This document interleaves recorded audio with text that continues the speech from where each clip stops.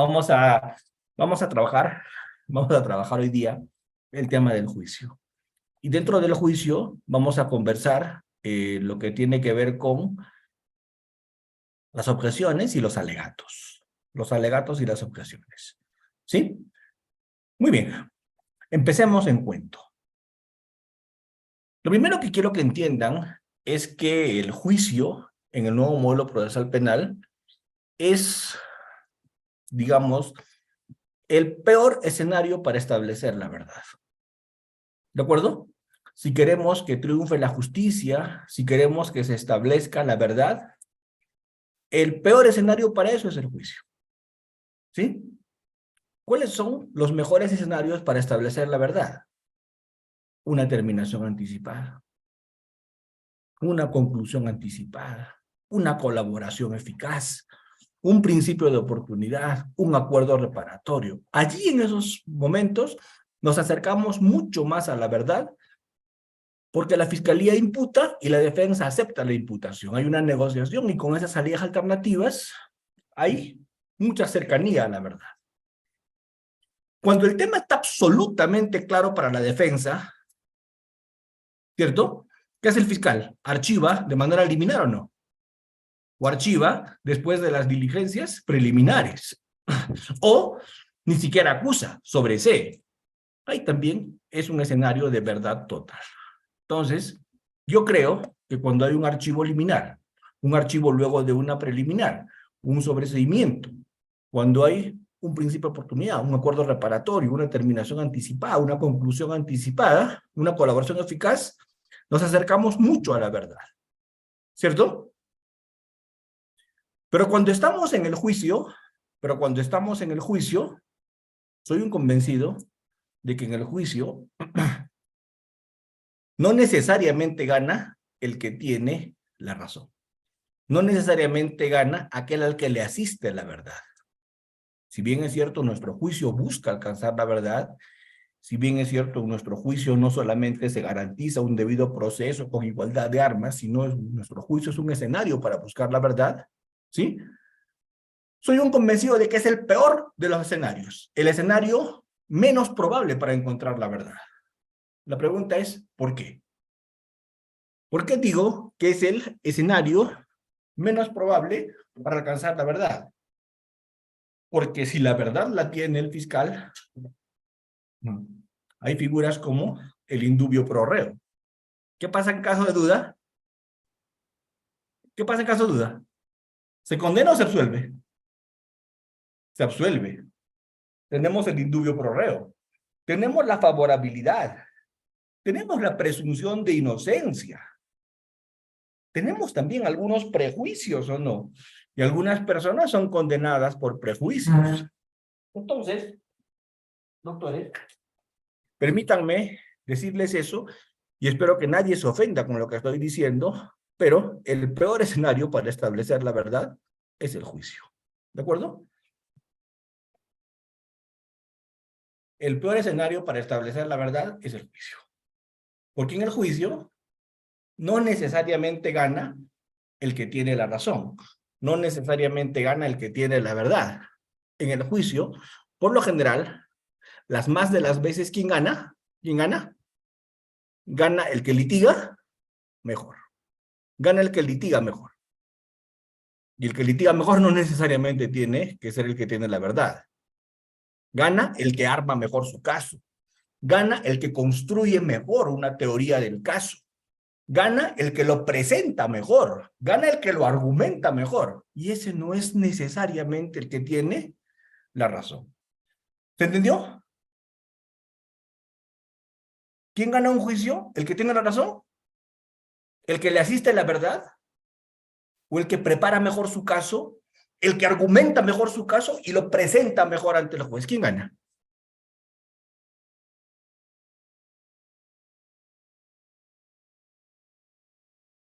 Hay una persona en el chat que me dijo algo que es bastante interesante. Me dijo, ¿así mienta? ¿Así mienta? Yo pregunto, ¿así mienta? ¿Y quién sabe si alguien miente o no miente? ¿Quién sabe si alguien, quién es capaz de alcanzar la verdad? En el modelo inquisitivo, que felizmente hemos desterrado, en ese modelo inquisitivo nos vendieron la farsa de que en el proceso penal se alcanzaba la verdad. Nos metieron esa idea equivocada de que en el proceso se alcanzaba la verdad. Nos dijeron que lo que se decía en la sentencia era la verdad real, la verdad histórica, la verdad material. Yo nunca he escuchado alguna estupidez semejante. ¿De acuerdo? En el modelo inquisitivo nos decían que cuando el juez emite sentencia, se alcanzó la verdad histórica, real, material. Creíble. O sea, era el modelo con el peor método. Era el modelo que usaba un método tautológico, donde el juez lo hacía todo. Investigaba, tenía la llave de la prueba, actuaba pruebas, valoraba pruebas, decidía, y ese man alcanzaba la verdad. El inquisitivo era el peor modelo para propiciar corrupción. El peor modelo para que un juez se equivoque o no. Pero sin embargo, ¿qué nos hacían creer? Que con el inquisitivo se alcanzaba la verdad. ¿Toda una farsa, sí o no? Pregunto. En el modelo acusatorio, por lo menos el que decide que es el juez, no investiga, pues. Por lo menos el que decide que es el juez, no dirigió una investigación. Y por lo menos en el modelo acusatorio, la verdad no surge de una tautología sobre la base de una divinidad. Que como el juez es boca de Dios y tiene su cruz y su Biblia en la mesa, no se equivoca. Esa farsa la tuvimos durante años.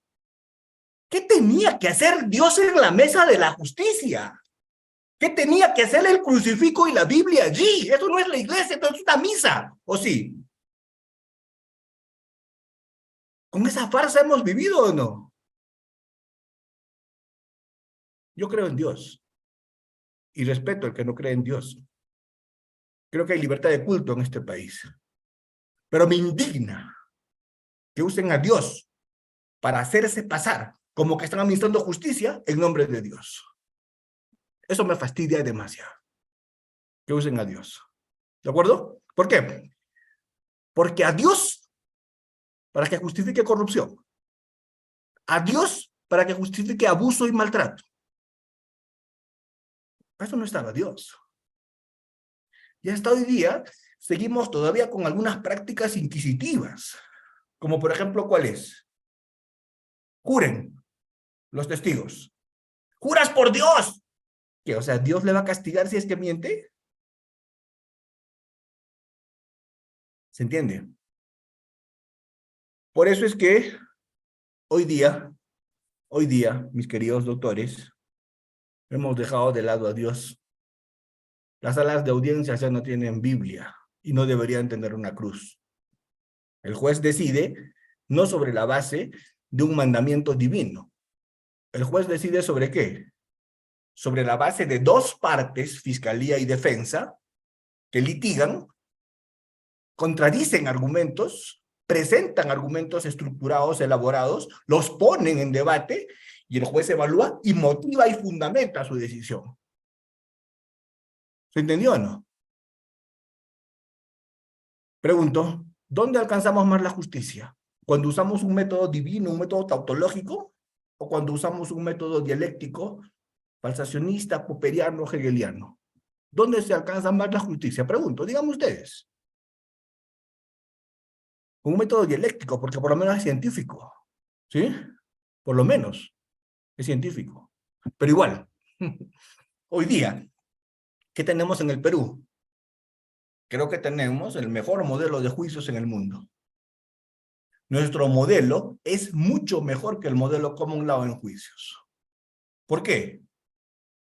Porque el modelo common law en juicios, porque el modelo que usan los gringos en juicios es un modelo todavía ordálico, todavía de ordalías. ¿Y saben por qué el modelo de los gringos es un modelo todavía ordálico? ¿Saben por qué o no? Porque en ese modelo de los gringos, en el modelo de common law, en el acusatorio adversarial que tienen ellos, cuando el jurado sentencia, el jurado no motiva. El jurado resuelve con una palabra. ¿Y cuál es la palabra? ¿Culpable o no culpable? ¿Cierto? ¿El jurado argumenta su decisión? El jurado hace una justificación externa de validez de premisas, dice por qué el hecho está probado, qué inferencia usó, con qué máximas de la experiencia decidieron. ¿El jurado argumenta? Pregunto, ¿el jurado argumenta o no? El jurado no argumenta. La pregunta del millón. Si el jurado no argumenta y solamente dice culpable o no culpable, ¿cuál es la garantía de que el jurado no se equivoque? Pregunto, ¿cuál es la garantía de que el jurado no se equivoque? ¿Saben cuál? Que el jurado únicamente resuelve por unanimidad. ¿Qué quiere decir?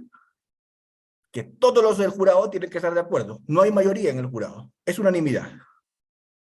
Y los gringos dicen, si el pueblo, que es el jurado, por unanimidad decidió, es la voz del pueblo. ¿Y la voz del pueblo es la voz de quién? ¿Es la voz de quién? De Dios. ¿Ven? ¿Entraron en cuenta o no?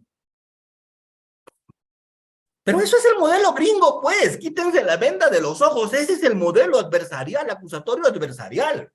Que gracias a Dios no lo tenemos en el Perú. Porque en el Perú, los jueces cuando sentencian, ¿qué tienen que hacer? Cuando sentencian los jueces en el Perú, ¿qué tienen que hacer? ¿Tienen que motivar o no? ¿Qué pasaría si un juez te sentencia y dice culpable? No culpable. Y dice, las razones me las guardo para mí. Las razones me las guardo para mí. Esa sentencia es nula. Y ese juez lo destituyen. ¿Cierto?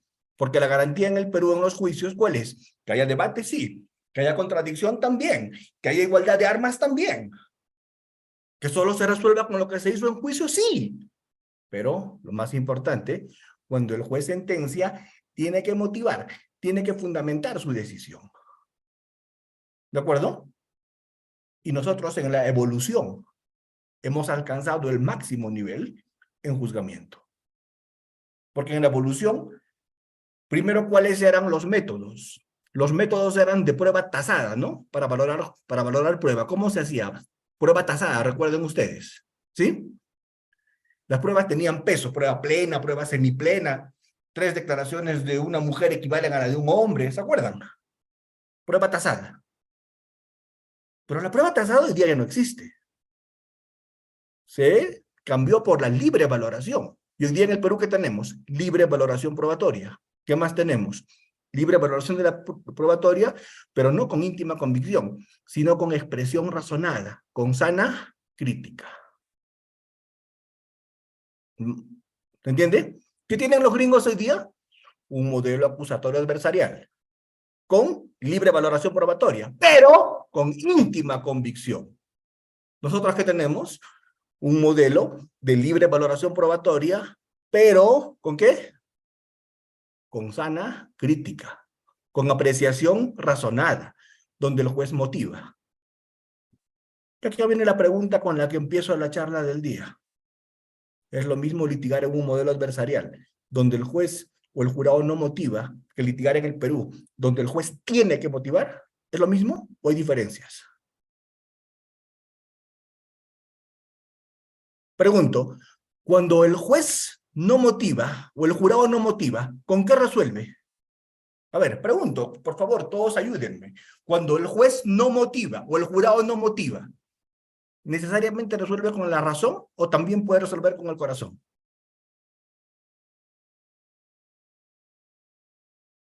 Pregunto una vez más.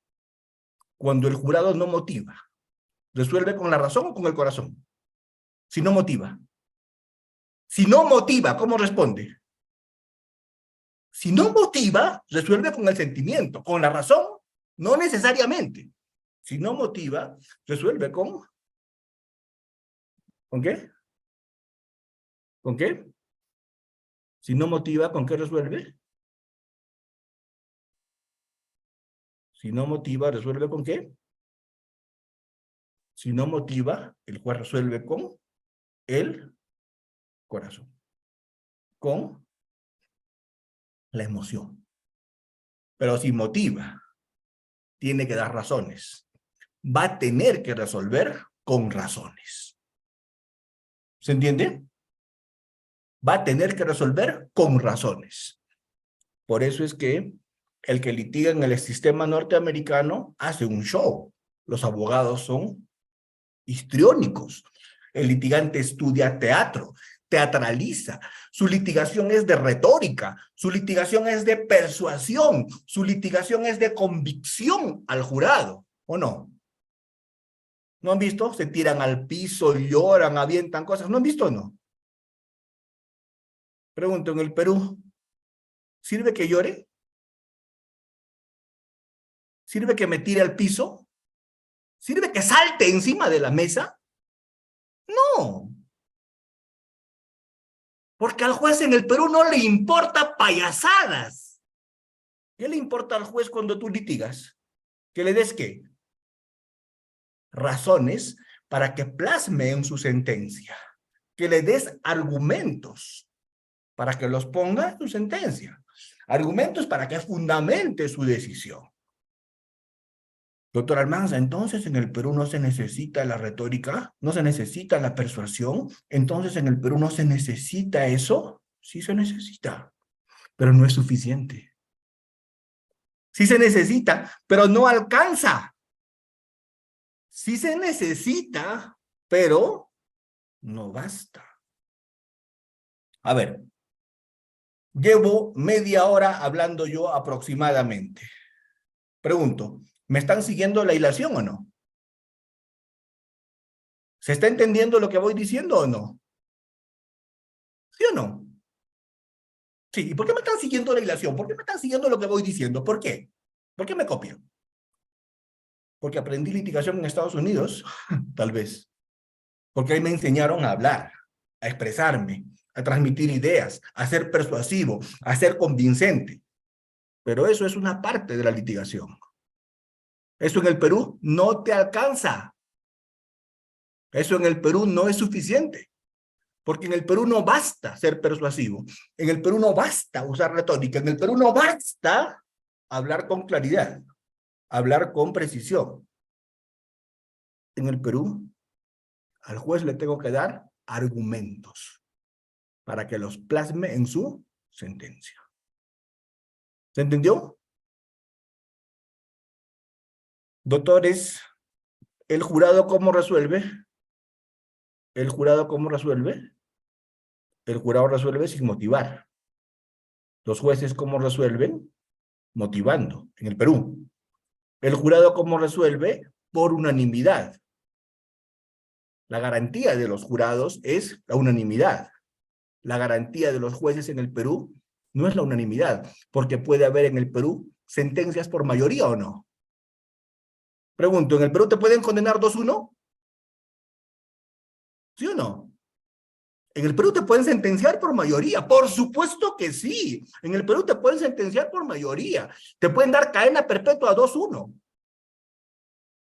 Pero ¿cuál es la diferencia? Que en el Perú la garantía no es la unanimidad. En el Perú la garantía es la motivación. Que se dé las razones, que se dé los argumentos, los fundamentos por los cuales se está tomando esa decisión y no otra. Y como me dicen, se tiene que aplicar pues ciencia. Se tienen que aplicar máximas de la experiencia para sobre esa base resolver. ¿Sí? Muy bien. Entonces, lo primero que yo explico en litigación oral, cuando me piden hablar de litigación oral, es dónde estamos parados. ¿De acuerdo? Es lo primero que tenemos que saber en litigación. ¿Dónde estamos parados? Porque de un tiempo a esta parte, nos han vendido la idea de que somos un modelo adversarial y no tenemos un modelo adversarial en el Perú. Tenemos un modelo acusatorio. Sí, pero con características muy interesantes, como que los jueces fundamenten su decisión. Y eso marca una litigación completamente distinta. ¿De acuerdo? Eso marca una litigación completamente distinta. Muy bien. Las reglas de litigación oral, las reglas de litigación oral son la base para objetar. Porque en el juicio se va a resolver, piensen una cosa y esto es fundamental que lo entiendan, por favor. Quiero que lo entiendan, es fundamental. En el juicio, nuestros jueces, Perú, nuestros jueces cholos, nuestros jueces peruanos en el Perú, solo pueden resolver sobre lo que se hizo en juicio. Solo pueden sentenciar sobre lo que se oralizó en juicio. Lo que no se oralizó en juicio no existe. La única información que el juez puede usar para motivar su sentencia es la información que se hizo en juicio. La única. ¿Entendió? Doctor Almanza, y si estaba en el control de acusación admitido, pero en el juicio no le llegaron a oralizar, no existe. Doctor Almanza, pero está en los expedientes, en los 10 tomos que están en la investigación. Claro, no se ofreció, pero ahí está. ¿Se usa? No se usa, no existe. ¿De acuerdo? No existe. ¿Y por qué no existe? Porque solo se sentencia ¿con qué? Con lo que se realizó en el juicio. ¿Se entendió? Solo se sentencia ¿con qué? Con lo que se realizó en el juicio. La información oral. Únicamente la información que se oralizó en el juicio. Lo demás no existe. Doctor Almanza, y si el juez usa algo de la investigación que no se realizó en juicio, si el juez usa algo de la acusación pero que no se realizó en juicio, ¿vale? Prevaricato. Está hablando de pruebas inexistentes, ¿o no? Porque esa prueba no se actuó. Muy bien. Por lo tanto, ¿para qué sirven las reglas de litigación oral? Las reglas de litigación oral sirven para que eso que acabo de explicar, que únicamente se va a sentenciar con información que se introduce en juicio, se introduzca como tiene que introducirse. ¿Para qué sirven las reglas del juicio? ¿Para qué sirven las reglas de la litigación oral? ¿Para qué sirven las reglas ético-jurídicas de la litigación oral? ¿Para qué sirven? Para que únicamente en el juicio se incorpore información correcta y válidamente. Para arreglar, para regular, para normar cómo es que se ingresa la información en el juicio. Para eso sirven las reglas de litigación oral. ¿Está claro? ¿Se entiende? ¿Y qué pasa cuando se incorpora al juicio información afectando, faltando las reglas? Vulnerando las reglas, vulnerando y violando las reglas. ¿Qué ocurre cuando se incorpora información al juicio violando las reglas ético-jurídicas de la litigación? Vulnerando las reglas de incorporación de información al juzgamiento. Cuando esas reglas se afectan en el proceso de incorporación de información al juicio, ¿qué se tiene que hacer? ¿Cuál es la palabrita mágica que se tiene que gritar a todo pulmón? ¿Qué palabrita se grita? Objeción. ¿Qué es una objeción? Una alegación enérgica que hacen las partes de que se está afectando una regla cuando se está incorporando información en el juicio. Objeción, señor juez. Firme, fuerte, recio.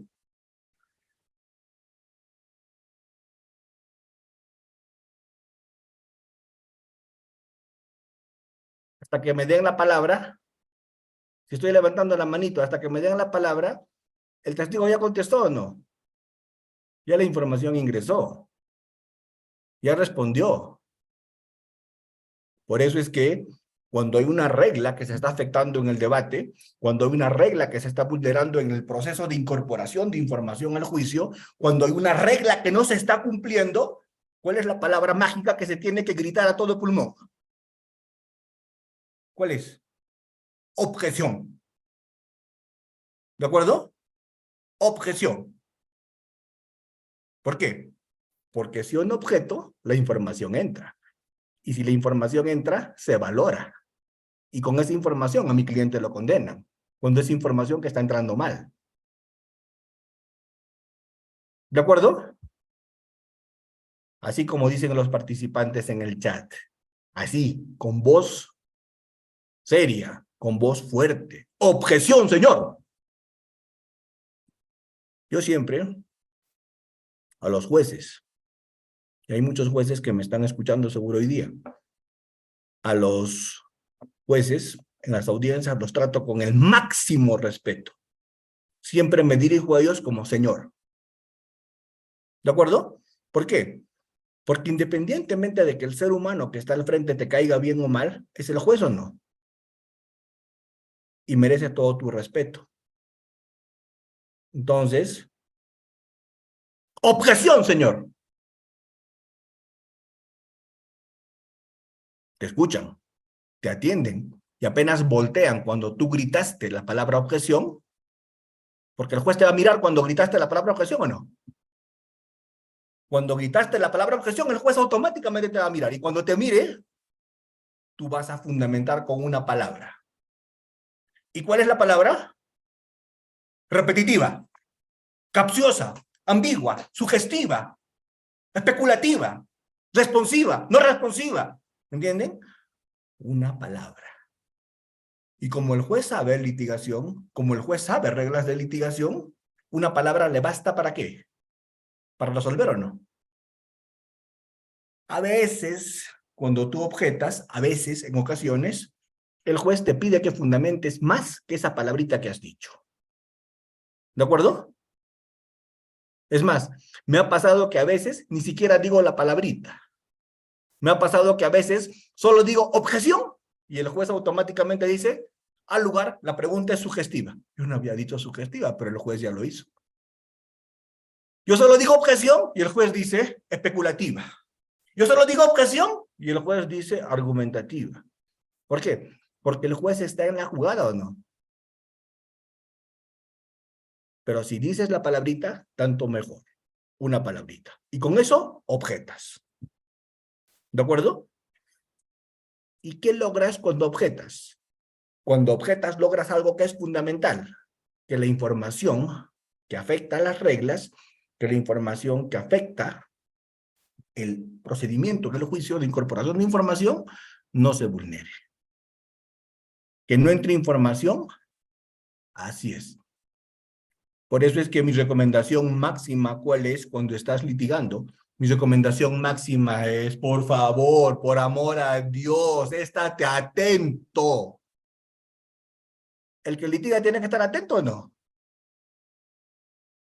Doctores, el que litiga tiene que estar atento, enfocado en su juicio, concentrado. Porque mientras estás hablando por el celular, cuando están metiendo información al juicio, ingresó de todo y no objetaste. Y si no objetaste, se aplica el principio si nos deja. ¿Y entró la información o no? Algunos están whatsappeando. Otros están conversando. Otros están tiktokeando. Otros están viendo su face. ¿De acuerdo? Pregunto, ¿ese man debe ir al juicio? No, no. Porque en el juicio tienes que estar atento. Hoy día me han pedido que hable de objeciones y les voy a dar algunos tips. Y el primer tip para ganar una objeción, ¿cuál es? Estar atento. Para que cuando veas la infracción, para que cuando veas la vulneración a la regla, para cuando veas la necesidad, objetes en el momento, de manera enérgica. Y como dicen algunos colegas, a veces basta la palabra objeción. A veces la palabra objeción más una palabra de argumentación repetitiva. A veces, como dice el colega por allí, como dice el colega Erasmo, a veces el juez te pide base legal. Te harás con tu código al costado y le dirás cuál artículo se está infringiendo, se está vulnerando. ¿De acuerdo? Pero siempre el procedimiento va a variar ¿de qué? ¿De juez a juez o no? Algunos jueces me han tocado, muchos jueces me han tocado, a los que yo les agradezco, porque con una palabra que yo diga objeción, ya entendían. Otros, tenía yo que decir una palabra más. Y otros, incluso, me pedían fundamentar. De los tres jueces hay. Yo tengo que estar preparado para trabajar con los tres tipos de jueces. Pero, primer tip, estar atento. Segundo, objetar con energía. Tercero, tener lista la fundamentación. En el juicio, solo haces una buena labor si tienes actitud. Y para objetar se requiere actitud.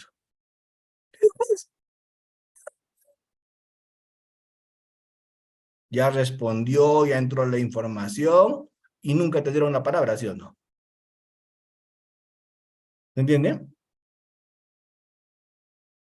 Pregunto. Cuando estás litigando, ¿qué estás haciendo? Estás defendiendo. ¿Quién está en tus manos? Si eres fiscal, la sociedad. Y si eres abogado defensor, la vida de tu cliente. Así que no estás haciendo poca cosa cuando estás en una audiencia. Estás litigando. Y si estás litigando, tienes que estar atento. Las objeciones de oficio, como me pregunta Ismael, las objeciones de oficio existen. A veces el juez puede, de oficio, declarar una objeción. Y tú ni siquiera tienes que objetar, pero no es obligatorio para el juez. ¿De acuerdo? A veces el juez objeta de oficio, pero a veces no. Si tienes suerte, te va a tocar un juez que objeta de oficio. Si tienes suerte, te va a tocar un juez que dice objeción, objeción, objeción de oficio. Bacán. Este juez es una maravilla, pero de esos hay muy pocos. Normalmente los jueces no objetan de oficio, ¿cierto? Normalmente no lo hacen, esperan que tú objetes. Y si la información no la objetas, ingresa y se valora y se usa para sentenciar. ¿De acuerdo? Muy bien. Vamos a hablar de la necesidad de objetar. Janet me pregunta, ¿se puede objetar las preguntas de un juez? Sí. ¿Se le puede objetar al juez? Por supuesto que sí. El único problema es que el juez mismo va a resolver. Pero acá hay una cosita muy bonita en lo que me pregunta Janet. ¿Saben cuándo es bien complicado objetar a un juez o no? ¿Saben cuándo? Cuando es un juzgado unipersonal. Ahí vas muerto. ¿Por qué? ¿Quién va a resolver la objeción? Pregunto. Si es un juez unipersonal, ¿quién va a resolver la objeción contra el juez? ¿Quién? El mismo juez. Y la posibilidad de que el mismo juez diga que estoy equivocado es bien difícil. Pero cuando es un juzgado colegiado, me ha pasado. Objeto al juez. Objeción, señor juez. Objeto su intervención. Objeto su participación. Objeto su pregunta. Cuando le objeto al juez y el juez me resuelve, le digo, disculpe, señor juez, este es un juzgado colegiado. Pido que resuelvan los tres. ¿Se entiende? Entonces, objetar a un juez cuando son tres es mucho más fácil que objetar al juez cuando es uno. Porque si objeto al juez cuando es uno, voy muerto. Pero si objeto al juez cuando son tres, lo más probable es que no me den la razón los tres, van a apoyar a su colega. Pero ese juez se va a cuidar en hacer lo mismo otra vez. ¿Se entiende? Entonces, ¿se le puede objetar también al juez? Sí, claro. Doctor Almanza, ¿se puede objetar un alegato de apertura? Sí. ¿Se puede objetar un alegato de clausura? Sí. ¿Se puede objetar una objeción? También. Todo se puede objetar. ¿Por qué? Porque ya pues ya quedó en el olvido esa vieja enseñanza que nos daban, que solo se objetan preguntas. Se objeta alegatos. ¿Qué más? Se objeta preguntas. Se objeta respuestas. Se objeta intervenciones del juez. ¿Por qué? Porque todo lo que se hace en juicio es objetable. ¿De acuerdo? Todo lo que se hace en juicio es objetable. Todo. Todo se objeta. A ver, vamos. Ángel me pregunta, cuando se objeta un alegato de apertura, ¿cuál sería el fundamento? A ver, te voy a poner un ejemplo. Te voy a poner un ejemplo. Yo estoy haciendo mi alegato de apertura, ¿verdad? Y como soy un súper fiscal tramposo, ahí hay fiscales tramposos, así como hay abogados tramposos, ¿hay fiscales tramposos o no? Entonces, en mi alegato de apertura yo digo, señor juez, y acá para acreditar este hecho vendrá el testigo Juan Pérez, testigo presencial, que nos dirá la forma en que se produjo la muerte de la víctima. Porque él vio a 2 metros de distancia, ya que estará en la sala para decirnos lo que vio. Pregunto, es un alegato de apertura, está haciendo un anuncio probatorio de lo que se hará en el juicio, ¿cierto? ¿O no? ¿Sí? Pero ¿qué tal si ese Juan Pérez no fue admitido? ¿Qué tal si ese Juan Pérez ni siquiera fue ofrecido? ¿Puede pasar o no? Que ese Juan Pérez ni siquiera fue admitido. Entonces, ¿para qué lo mencionan en la apertura? Para generar en el juez convicción, para hacer que el juez se gane desde el comienzo tu posición. ¿Estamos? Para empezar a convencer con falacias al juez. ¿Cuántas veces me la han hecho? Me han metido en la apertura información que no estaba admitida. ¿Estamos? ¿O no? ¿Sí? Entonces, mis queridos doctores, a ver, ¿qué pasa si no objeto ese alegato de apertura? ¿Ese engaño entra o no? ¿Qué tal si en el alegato de clausura o en el alegato de cierre el abogado menciona pruebas que no se llevaron a cabo? ¿Cuántas veces yo he objetado alegatos de clausura por esa razón? Porque en el alegato de clausura el abogado estaba diciendo que el testigo dijo eso en el juicio y no dijo eso en el juicio. Entonces, ¿debo dejar que pase el objeto? Por eso es que es fundamental lo que les estoy diciendo. Todo se objeta. A ver, vamos a hablar de las reglas. Me están pidiendo bases jurídicas. Vamos a hablar de las reglas. Hay 3 reglas que me canso de decir. Si esas 3 reglas las entienden, ¿cierto? Si esas 3 reglas las entienden, de esas 3 reglas pueden inferir todas las demás. Hay libros muy bonitos de objeciones en el Perú. Hay un libro muy bonito de objeciones en el Perú. Es un tipo que ha estudiado bastante el tema. Lo deben haber ustedes leído a Juan Carlos Portugal, ¿cierto? Juan Carlos Portugal tiene un librito de objeciones. Y Juan Carlos investiga y establece más de 40 o 50 tipos de objeciones. Conozco otro autor que establece 60 tipos de objeciones. Sí. Pero ¿saben qué? Yo les voy a explicar 3 reglas. Y de esas 3 reglas que les voy a explicar derivan todos esos tipos de objeción. ¿Está bien? ¿Les interesa o no? De esas 3 reglas que les voy a explicar, toditas las demás derivan. Las reglas fuente. Así que ¿para qué se van a aprender los 60 tipos de objeciones, los 40 tipos de objeciones? ¿Para qué? Entienden las 3 reglas y suficiente. Con eso nos manejamos. ¿De acuerdo? Vamos. Primera regla. Al juicio únicamente pueden incorporar información las fuentes de información. Es la primera regla. Al juicio solamente pueden incorporar información las fuentes de información. Repito por tercera vez. Al juicio solamente pueden incorporar información las fuentes de información. ¿Cuáles son las fuentes de información?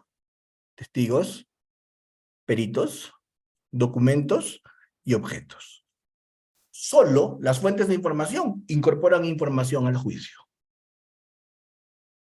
Primera regla de oro en litigación oral. Solo se incorpora información en el juicio por las fuentes de información. ¿De acuerdo? Segunda regla.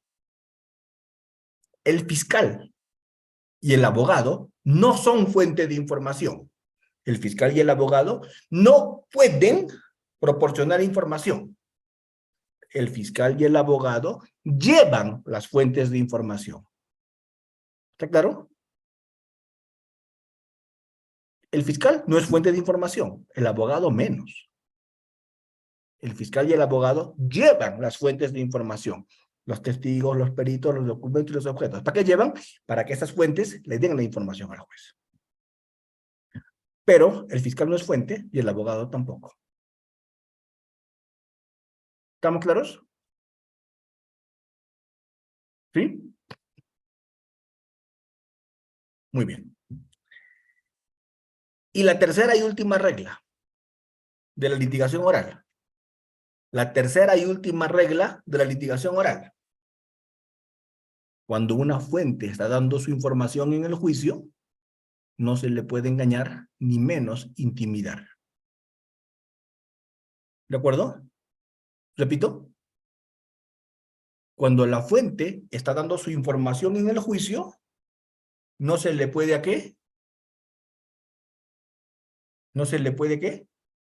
Engañar ni intimidar. Esas son las tres reglas. Y voy a demostrarles cómo de esas tres reglas derivan todas. Vamos. Cuando hago un examen directo, el examen directo es al testigo o al perito propio, al que el testigo o el perito que lleve yo o no. ¿Se entiende eso? ¿A quién se le hace el examen directo? Al testigo o perito que lleve yo como fuente de información para que le dé información al juez, ¿cierto o no? ¿Se entiende eso? Muy bien. Si yo llevo a mi testigo, si yo llevo a mi perito y le pregunto así, señor testigo, líder Jacinto, señor testigo líder Jacinto, ¿está usted acá o no? Creo que mi testigo líder Jacinto no está. A ver, testigo líder Jacinto, usted va a responder lo que le voy a preguntar, ¿de acuerdo? El testigo líder Jacinto no tiene idea de lo que va a testificar, pero va a testificar. Y van a ver ustedes cómo voy a hacer trampa. El testigo líder Jacinto va a testificar sin tener idea de lo que ha pasado, pero yo lo voy a llevar. Señor juez, que pase mi testigo, el señor líder Jacinto. Adelante, señor líder Jacinto. Active su cámara y su audio. Dígame, doctor, aquí estoy. Usted va a responder que sí, nada más a todo lo que le voy a preguntar, ¿de acuerdo? ¿Listo, doctor? Muy bien. Por favor, no grabe. Señor testigo, usted el día 14 de abril del 2023 estuvo en la Fiscalía de Villa María del Triunfo. No. Le dije que diga que sí. Ay, Dios mío. Que no estaba. Voy a repetir la pregunta. Lo que pasa es que usted va a ser pasado por... A ver, señor testigo Rider Jacinto, el día 14 de abril del 2023, usted estuvo en la Fiscalía de Villa María del Triunfo. Sí, En esa fiscalía se produjo una manifestación en las inmediaciones. Testigo, se produjo una manifestación. Responda, testigo. Se sí, produjo una manifestación. En esa manifestación tiraron una piedra al local. sí. La piedra le cayó al doctor Almanza. Ah, de hecho, sí.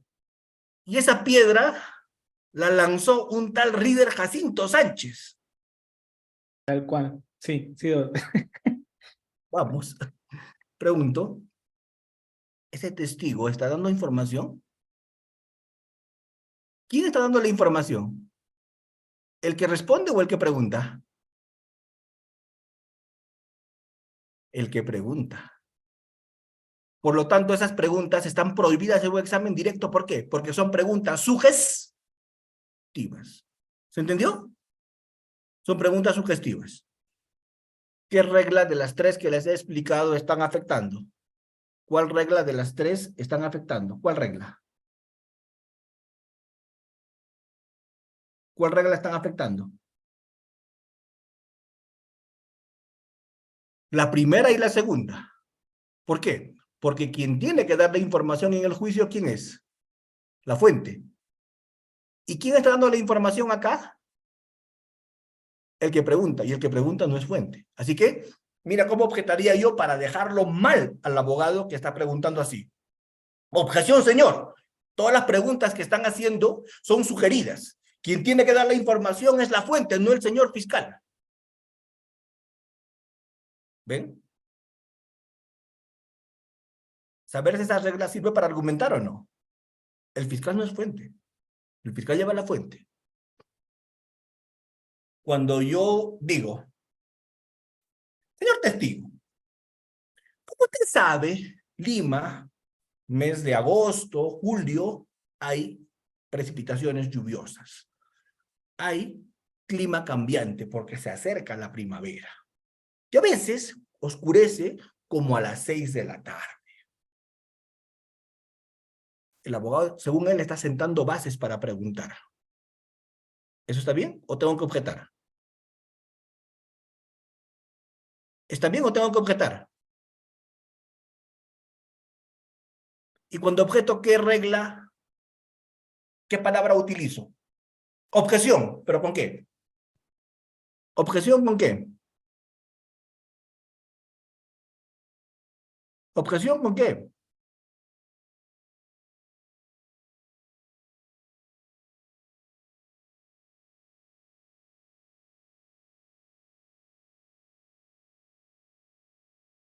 Así es, muy bien. Objeción argumentativa. El abogado está argumentando, señor. El abogado está metiendo información al juicio. El abogado no es fuente de información. ¿Se entiende? Así es. ¿Y saben qué? Una vez me pasó eso, cuando estaba litigando.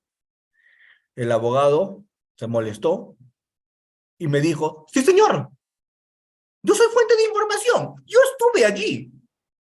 Puedo dar fe de ello. Excelente. Entonces me dejó la puerta abierta para decir qué, para decir una cosa muy simpática. ¿Y qué dije de inmediato yo? Yo dije de inmediato, señor juez, usted ha podido ver, y todos acá hemos podido ver, que el señor abogado nos ha admitido que es fuente de información. Por lo tanto, ya no puede ser abogado. ¿De acuerdo? Tiene que dejar el caso, ¿cierto? Porque como es fuente de información, usted en algún momento lo podría llamar hasta como prueba de oficio, 385. ¿Ven? Entonces, y cuando le hago una pregunta capciosa, o sea, le pregunto, para que diga sí o no, usted nunca salió del lugar, para que diga sí o no, yo nunca salí del lugar, ¿qué regla de las tres que expliqué estoy afectando? ¿Cuál? ¿Cuál de las tres? ¿Cuál de las tres? La tercera. Cuando las fuentes dan información, no se admiten engaños. Y una pregunta capciosa es engañosa. O cuando yo le meto relleno de pregunta a pregunta. Miren cómo se mete relleno con repreguntas. Sí, señor. Los tres delincuentes salieron del grifo, se subieron al carro y se fueron hacia la Panamericana. Eso respondió el testigo, ¿cierto? Pero como yo soy un fiscal vivo, le meto relleno en la siguiente pregunta. Muy bien. Con su respuesta a la pregunta anterior. Entonces, cuando subieron al carro rojo y se fueron a la Panamericana, ¿qué relleno le metí? ¿Qué relleno le metí? El carro rojo. Pero como el abogado está whatsappeando, pero como el abogado está entretenido y con él no es, ¿se va a dar cuenta o no? Y la información entró. Y se la hice linda. ¿O no? La información entró. Eso es capcioso. Eso es engañoso. Eso es, ¿cierto? Señor testigo, y usted según su experiencia, ¿cómo le parece? Objeción, señor, especulativa. ¿Se entiende? ¿Ven? Entonces, por eso, vuelvo.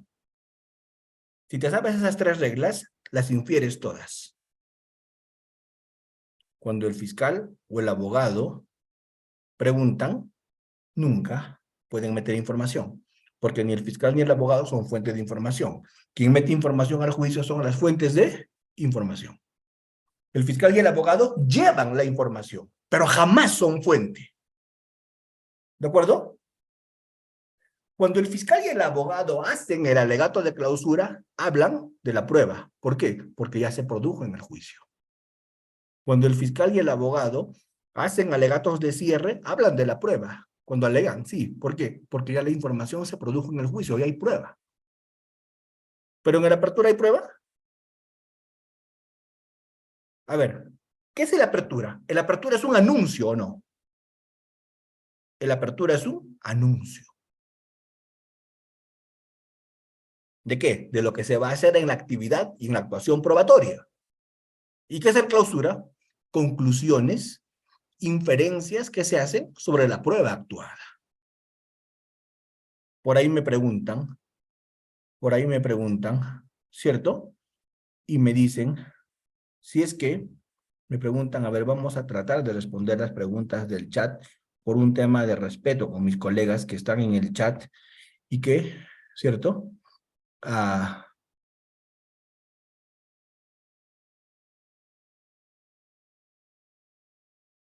ver, vamos, vamos. Quiero que entiendan una cosa. Con el nuevo Código Procesal Penal, bueno, el nuevo es nuevo, y repito, nuevo. Y vuelvo a decir, nuevo. Para Huaura es el viejo código. Pero para Lima, ¿qué cosa es? ¿Para Lima sigue siendo un nuevo código o no? Para Huaura es el viejo código porque tiene 17 años de vigencia en Huaura. Pero para Lima, que tiene un par de años de vigencia, ¿es nuevo o no?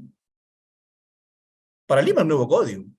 Así que dejémonos de sutilezas. Para Lima es nuevo código. Muy bien. En el nuevo Código Procesal Penal para Lima, estamos hablando de Lima, en el nuevo Código Procesal Penal para Lima, ¿cómo es que funciona la cosa? ¿Cómo es que pinta la cosa, por ejemplo, para Lima? Para Lima, cuando el fiscal litiga y el abogado litiga y van a juicio, tienen que tener claro que lo que no se utilizó en el juicio es material de desecho.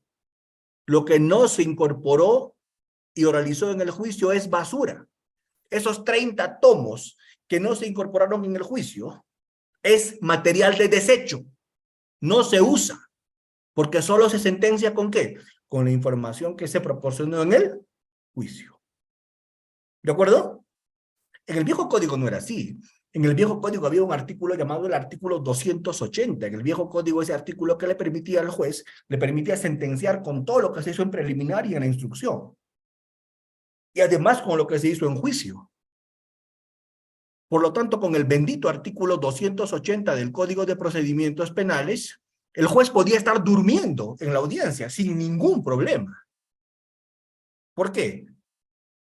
Porque todo lo que se hacía en el juicio oral del viejo código se anotaba en las actas, se escribía literalmente o no.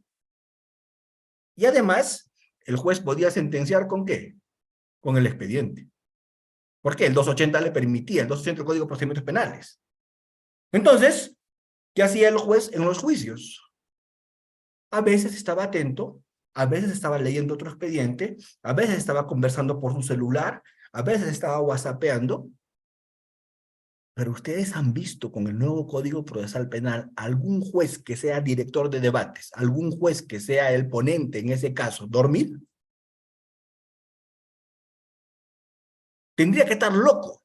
¿Saben por qué o no? Porque si duerme, ¿qué va a tener que hacer? Escuchar el audio o verse el video nuevamente. ¿Y lo va a querer hacer? Tonto que fuera, ¿sí o no? ¿Qué hace el juez en la audiencia? Anota, porque con sus apuntes va a sentenciar. Porque lo que no se actúa en el juicio no existe. ¿De acuerdo? Entonces, en el nuevo código, el juicio es muy importante, por esa razón. Doctor Almanza, ¿y qué tal si lo que es más pertinente, más conducente y más útil está en esos tomos que no se ofrecieron? Está en esos documentos que nunca lo ofreció el fiscal ni el abogado. Ya no sirve. Ya les dije, eso es material de desecho. Porque solo se sentencia con lo que se realizó en el juicio. Por eso es que es tan importante controlar la información que ingresa al juicio, porque con eso se va a sentenciar. Y si me meten indebidamente información, eso es lo que vale. Y con eso se va a resolver. ¿O no? Conclusión. Si vas al juicio a dormir, mejor no vayas. Si vas al juicio a whatsappear, mejor no vayas. Si vas al juicio a estar pensando en cómo te vas a reconciliar con tu pareja luego de que, mejor no vayas. El otro día, un abogado, cuyo nombre no voy a mencionar, me dijo, doctor Almanza, he batido récord, usted no sabe. Yo le digo, ¿cómo así? Cuéntame.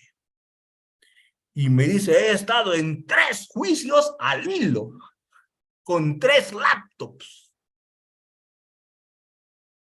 Pregunto, qué daño, ¿no? Pobre gente. ¿Alguno de los 3 habrá defendido? O sea, yo pregunto, ¿alguno de los 3 habrá defendido? ¿Se puede estar atento en 3 lugares a la vez? Es mi amigo, y como le tengo mucho aprecio, no le dije nada, solo sonreí. Qué malo eres, le dije. Nada más. Pero, pero es que es bien malo, ¿no? Porque está dejando en indefensión a los 3, porque no se está concentrando en ningún juicio. Y el juicio es concentración, porque en ese momento replicas, en ese momento duplicas, en ese momento preguntas, repreguntas, objetas, haces redirecto, haces recontra. Incorporas información, te opones a la incorporación de información, anotas lo que vas a alegar, mira los defectos de la otra parte, en el juicio estás atento, de lo contrario mejor no vayas, ¿cierto? Pero bueno, cada loco con su tema, pero eso lo he visto mucho, ¿de acuerdo? Lamentablemente, a veces, ¿cuál es el gran problema? El gran problema, ¿cuál es? El gran problema es que cuando litigamos, no lo tomamos en serio. Cuando litigamos, no nos concentramos. Cuando litigamos, no lo preparamos. Porque litigar es muy simple. Si es que sigues algunos consejos que a mí me dieron. A mí me dieron algunos consejos que yo los supe internalizar. Y el primer consejo que me dieron es, prepara tu caso. Prepara tu caso. ¿Qué es prepara tu caso? Haz bien tu ofrecimiento probatorio en etapa intermedia, si eres fiscal en tu acusación y si eres abogado defensor, con el 350 cuando te trasladan la acusación. En etapa intermedia, ofrece lo que tengas que ofrecer. Y eso implica preparar bien tu caso. Porque cada medio probatorio que yo ofrezco en etapa intermedia es porque tiene algún sentido para mí. Porque va a satisfacer alguna norma, algún elemento de alguna norma que yo voy a invocar. Nada es por nada. Todo lo que ofrezco tiene un sentido. Y si todo lo que ofrecí tiene un sentido, está con mi dibujo de ejecución, está con mi teoría del caso, está según mi esquema que yo he preparado, ¿tengo que pelear porque se admita todo o no? Porque si algo no se admite, ya me desinflaron. Todo lo que preparé en etapa intermedia, tengo que pelear porque se admita. Y eso que preparé y peleé en etapa intermedia porque se admita, tengo que lograr que se oralice y se actúe en el juicio.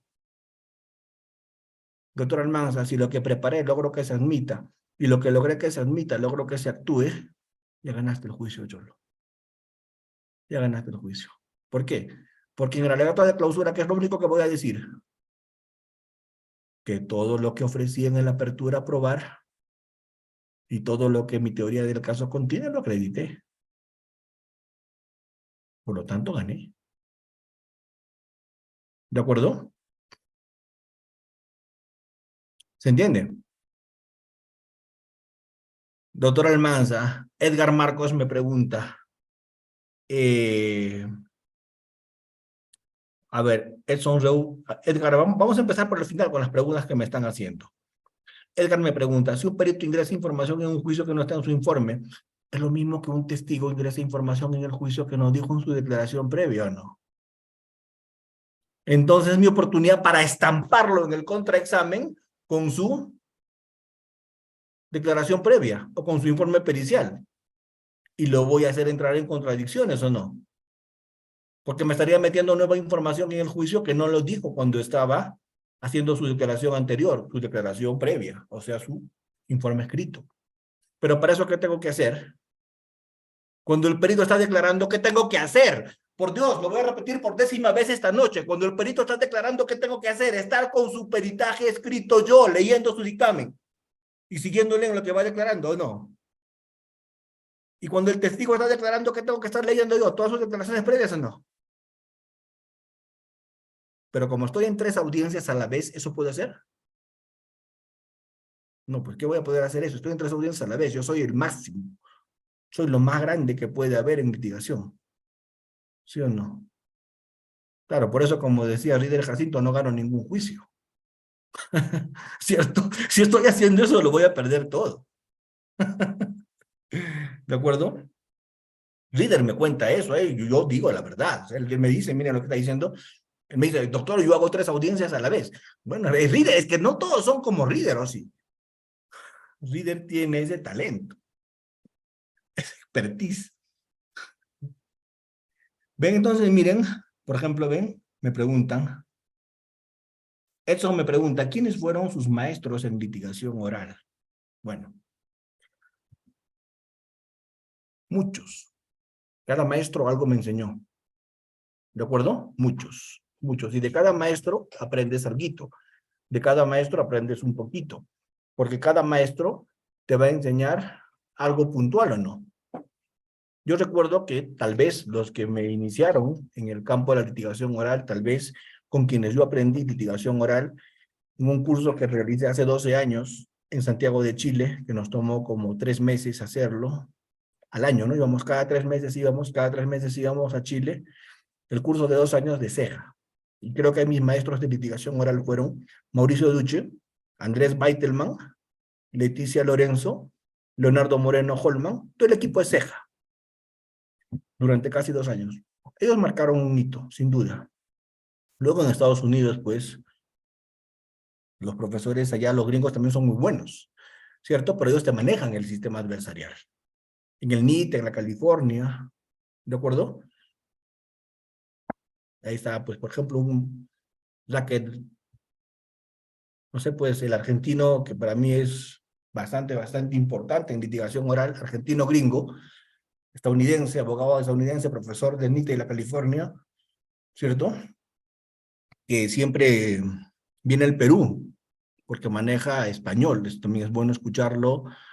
A Martín Sabelli, a Monzón, son profesores gringos que son muy buenos en litigación oral, ¿cierto? Me hubiera gustado escuchar pues a Lee Bailey, a esos, a Vallejo, pero no, yo no los escuché, pero sí puedo hablar de Rachel Carr, les puedo hablar de Monzón, de Martín Sabelli, profesores gringos para mí muy interesantes. En Puerto Rico pues tienes a Chesa Ponte, a Fontanet, y así, en El Salvador y en cada país hay buenos profesores de litigación.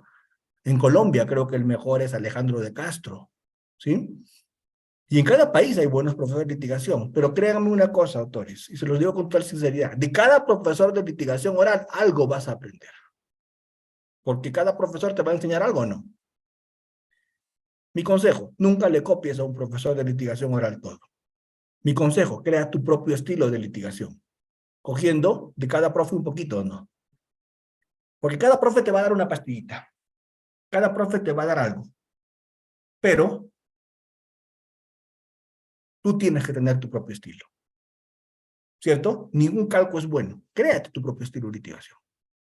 Así que no sé si con eso te contesto tu pregunta, Edson, ¿de acuerdo? Con eso te contesto tu pregunta, Edson. Entonces, creo que es importante entender este tema de las objeciones, ¿no? Cerrando el tema de las objeciones para pasar a alegatos de clausura, cerrando el tema de las objeciones, ¿qué puedo decir? Primero, conocer las reglas. Segundo, leerte bien el código. Yo ahora estoy pasando hoy día todos los artículos del código que regulan litigación oral, pero no son suficientes. Las reglas de la litigación oral del código son seguramente el 30% de lo que los jueces, a partir de sus costumbres, hacen, admiten o no admiten. ¿De acuerdo? Yo les voy a pasar las reglas del código. Primera cosa, para objetar, saber las reglas. Segundo, estar atento, estar concentrado, para que objetes en su momento y fundamentes en su momento. Tercero, solo objeta cuando te afecte lo que está ocurriendo. Tu objeción tiene que ser estratégica. No se objeta únicamente cuando se afecta una regla. Se objeta cuando te aceptan una regla, sí. Si afectan una regla, sí, pero además afectan una regla y te hacen daño a tu teoría del caso. Porque si solo afectan una regla, no objetes, porque de repente lo que están haciendo, infringiendo reglas, te beneficia. Entonces déjalo seguir. ¿Se entiende? Objeta cuando se afectan reglas, siempre que esa afectación de reglas te perjudique o te afecte tu teoría del caso. No objetes por objetar. Tal vez están afectando reglas, pero esa afectación te favorece. Entonces, no objetes. Cuando objetes, hazlo con energía, fundamenta, no seas tímido, habla fuerte. Todo en un juicio comunica tu actitud, comunica tu postura, comunica tu mirada, comunica tu seriedad. Porque en un juicio, como te ven, te tratan o no. Y si en un juicio no te plantas y no impones presencia, mejor no vayas, pues. ¿De acuerdo? Digo, como te ven, te tratan o no. Vamos, cuando me presento en un juicio, así sea un juicio virtual o presencial, me siento, me planto, estoy atento. Yo no estoy yendo a una cosa poco seria. Estoy yendo a defender la vida de mi cliente. Y voy serio. Y hablo con convicción. Me muestro firme en lo que digo. Porque todo lo que hago en un juicio comunica. ¿O me equivoco? ¿Todo comunica o no? Entonces nunca pierdas el porte cuando litigas. Porque eso es importante. ¿De acuerdo? Pero si yo veo un abogado, un fiscal que no está con corbata, que está desaliñado, que parece que recién se ha levantado de la cama, ¿me inspira algún respeto? Si veo un pusilánime, ¿me inspira algún respeto? Timorato, que no tiene personalidad, no, ¿verdad? Entonces, actitud. Actitud. Los pantalones y las faldas bien puestas. ¿De acuerdo? Como fiscal o como abogado. Toca, cuenta. ¿Sí? Objetar no es nada complicado si te sabes las reglas. No es nada complicado si conoces tu caso. No es nada complicado si sabes lo que te conviene y lo que no te conviene. No es nada complicado si sabes argumentar y contraargumentar. Objetar no es nada complicado si muestras personalidad en el juicio. Eso es una objeción, en resumen. Muy bien. ¿Qué es el alegato de clausura? En los minutos que me quedan, ¿qué es el alegato de clausura? El alegato de clausura es, desde mi modesto punto de vista, un proyecto de sentencia. ¿Por qué es un proyecto de sentencia? Porque el alegato de clausura,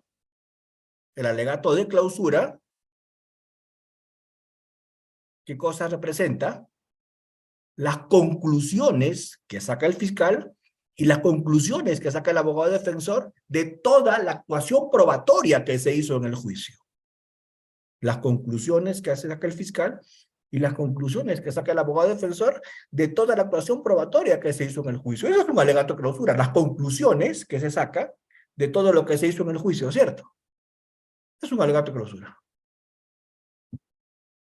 ¿En qué estoy pensando? ¿En un show?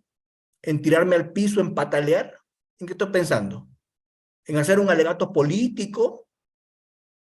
¿O en darle al juez razones para que fundamente su decisión? ¿En qué estoy pensando? En darle al juez razones para que fundamente su decisión. ¿Por qué? Porque lo que expliqué hoy día. Porque cuando estamos en el juicio, porque cuando estamos en un juicio peruano, el juez motiva su decisión. Hace una fundamentación interna y una fundamentación o justificación interna y justificación externa. La justificación interna es la coherencia en la sentencia y la justificación externa, además de la coherencia lógica que es la justificación interna, la justificación externa te habla de la validez de las premisas. Las premisas tienen que ser válidas, la premisa mayor, la norma. Tienes que fundamentar por qué esa norma se tiene que aplicar. Y cuando fundamentas la Premisa mayor en justificación externa, la premisa mayor que es la premisa normativa, tienes que decir por qué esa norma y no otra. Tendrás que hablar de concursos de leyes, de concursos de delitos. Tendrás que hablar de por qué y bajo qué criterio. Absorción, consunción, alternatividad, especialidad, bajo qué criterio, esa es la norma. O si estás hablando de un concurso, ¿qué concurso estás aplicando? El real, el ideal, un delito continuado, un delito masa. Tendrás que decir cuando hables de premisa normativa todo eso. Tendrás que hablar de la interpretación normativa y qué criterio de interpretación estás utilizando. Eso es premisa normativa. Y cuando estás en la premisa fáctica, tendrás que decir por qué ese hecho está probado. Ese hecho que encuadra en la norma que invocas, ¿por qué ese hecho que encuadra en la norma que invocas está probado? ¿Qué hechos en el juicio te hacen inferir eso? ¿Qué máxima de la experiencia estás utilizando? ¿Qué reglas de la ciencia estás usando para hacer esa inferencia y sacar esa conclusión? Y eso no es un trabajo tan sencillo, mis queridos doctores. A ver, yo les voy a decir algo que es mi sello. Mi sello. Mi sello. Yo he litigado mucho con el nuevo código en la Corte Suprema. Yo he litigado en la Corte Suprema como fiscal adjunto supremo casi, creo que los primeros 15 casos de altos funcionarios con el equipo que teníamos en la Corte Suprema. Un equipo muy interesante. Y trabajamos en equipo en la Suprema. Y lo cuento, acá tengo como 600 personas que me están escuchando, yo no puedo mentir, tengo que contar las cosas como son, ¿cierto? Y el equipo que hacía para los alegatos de clausura, lo que hacía era escanear todos los documentos, hacer resúmenes de los testigos, diciendo en qué minuto, en qué segundo dijeron esto. ¿De acuerdo? Hacer hipervínculos para jalar y conectar actos de información. Jamás he hecho un alegato de clausura en mi vida cuando he litigado sin PPTs. Y los PPTs que resumían todo lo que le estoy diciendo al juez. Cada medio probatorio para cada hecho. Claro, medio probatorio actuado en el juicio. ¿En qué minuto? El testigo dijo esto. ¿Cómo se oralizó? ¿Cómo se incorporó este documento? ¿Qué se oralizó? ¿De acuerdo? Porque yo estaba pensando en qué, en la sentencia que tenía que hacer el juez o no. Porque me había quedado claro que el clausura no es un discurso emotivo, que el clausura no es un discurso retórico, que no es un discurso de plazuela político. ¿Qué cosa es? ¿Qué cosa es clausura? ¿Qué es una presentación de las conclusiones del juicio o no? Es tu punto de vista sobre cómo quieres que se sentencie o se resuelva. ¿Y saben? Lo explicaba así, con PPTs, ponía el esquema, el delito, descomponía los elementos y para cada elemento qué cosa se había probado en el juicio y cómo es que encuadraba esto. O sea, en otras palabras, al juez le decía en mi clausura, firma acá. ¿Cierto? ¿O no? ¿Y cuál era mi momento más emocionante cuando terminaba mi alegato de clausura? Que se me acercaba el secretario y me decía si podía dejar mis PPTs. Encantado, ya las tenía listas, ¿cierto? Encantado. No se diga más. Ahí está. No se diga más. Es más, por si acaso ahí tengo algunos consideranditos si le van a servir. ¿Cierto? No se diga más. Pregunto, ¿hay forma de perder si litigas así? No, ¿verdad? Porque el juez tiene que motivar. Y si le estás dejando el tema listo, pues te va a dar la razón. Porque va a motivar su sentencia y se va a ir feliz. ¿Cierto? Entonces, eso es un clausura. De eso se trata hacer un clausura. ¿Sí? Entonces, litigar es comprometerse. Litigar es dedicarse. Litigar es hacer las cosas bien. Litigar no es improvisar. Litigar en el nuevo modelo es mucho más complicado que en el modelo anterior, ¿o no? Porque en el modelo anterior tú podías hacer en el juicio cualquier cosa y el juez iba a sentenciar con el expediente. El juez se encerraba con el expediente y con el expediente decidía, ¿cierto? Y una maravilla, ¿o no? Yo conocí a un juez cuyo nombre no voy a mencionar, porque ese juez ya no está en este mundo, ¿cierto? Pero este juez superior al que yo tenía un gran aprecio, porque era un gran tipo, este juez me decía, Almanza, ¿sabes qué? El lunes voy a saber qué pasó. Yo digo, ¿qué va a hacer, doctor? Ouija, va a leer en coca, va a tomar ayahuasca, ¿qué va a hacer? ¿Cómo es que el lunes va a saber todo lo que pasó? Y él me decía, doctor, yo me voy a encerrar con mi expediente. Todo el sábado por la mañana o el domingo por la mañana.